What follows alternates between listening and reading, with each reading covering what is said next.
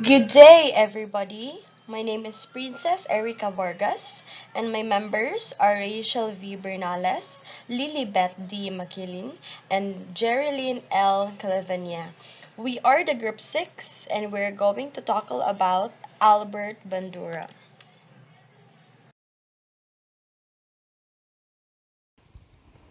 Good day, everyone. We are the Group 6 discuss the theory of Albert Bandura.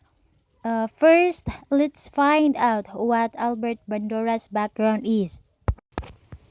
Bandura was born in Mondari, Alberta, an open town of roughly 400 inhabitants, as the youngest child and only son in a family of six.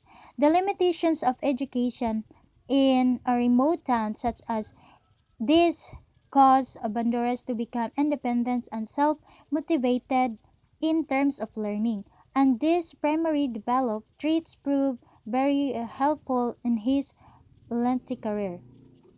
Bandura is of Polish and Ukrainian descent. His father was from Krakow, Poland, while his mother was from Ukraine. Bandura's parents were a key influence in encouraging him to seek ventures out of the small hamlet they resided in.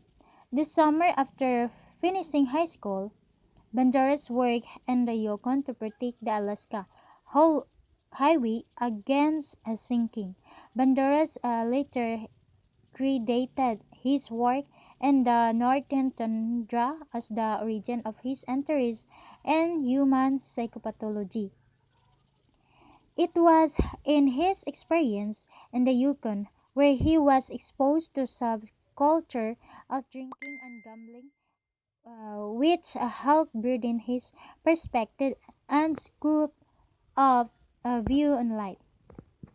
Banderas has been responsible for contribution to the field of education and to several fields of psychology, including social cognitive theory, therapy, and personal psychology, and was also of influence in the transition between behaviorism and cognitive psychology.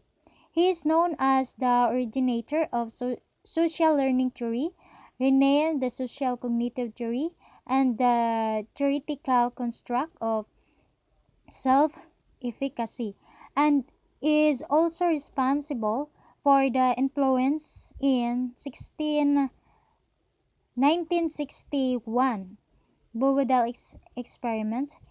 These Bovedal experiments demonstrated the concept of observational learning.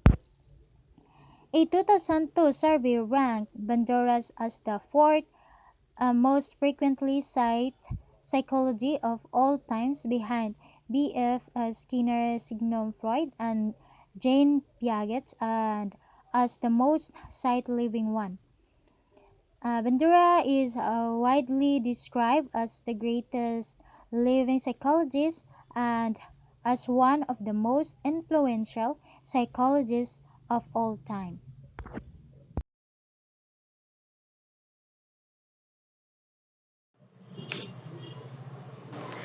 Albert Bandura has been responsible for contribution to the field of education and several fields of psychology, including social cognitive theory and personal psychology.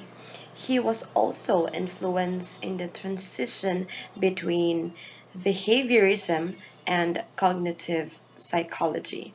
You will understand more when I gave you some of the examples given by my members. So stay tuned.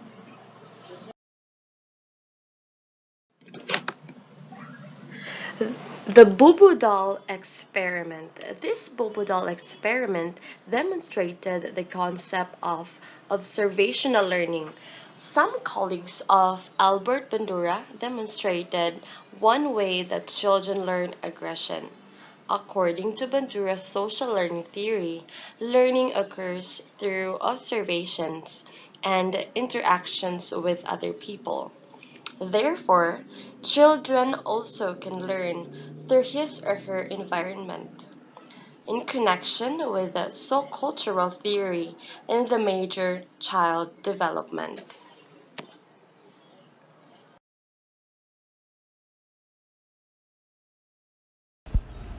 Social learning theory.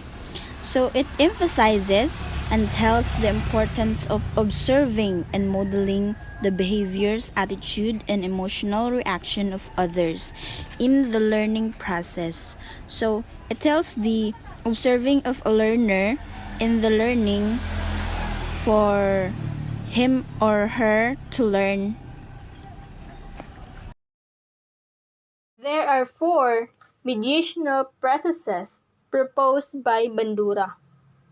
Mediational processes, the cognition of social learning, how our thinking can impact on whether we learn a behavior from a model. So the first step is attention. In order to learn, you have to pay attention. Anything that distracts your attention is going to have a negative effect on observational learning. The second step is retention. Remembering what you paid attention to. So building that first step, this involves symbolic quotation, mental images, cognitive organization, symbolic rehearsal as well as motor rehearsal.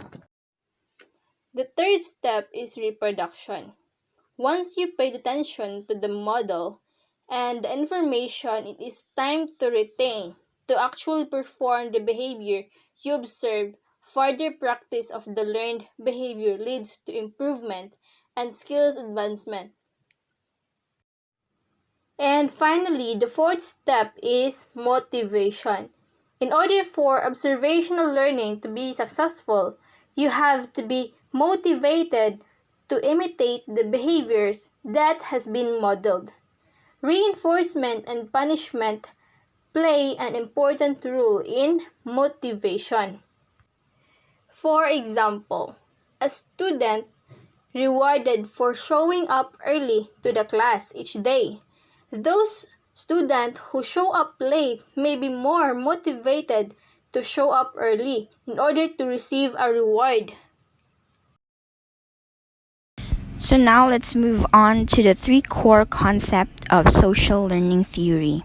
So first is people can learn through observation. So individual or the people can learn through observing something, someone or a thing that they might learn something into that thing or that someone.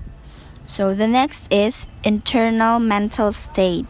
So it's essential in the learning process because through observing, you're using your minds. Learner using their minds. So it is needed in the learning process, the internal mental state. So the third one is the learning does not necessarily lead to change in behavior because when you learn, it's a process. Learning is a process. So the behavior may change, but not you know not that in that moment. It may change when the process is already done or when the process is already passed by the learner or the student.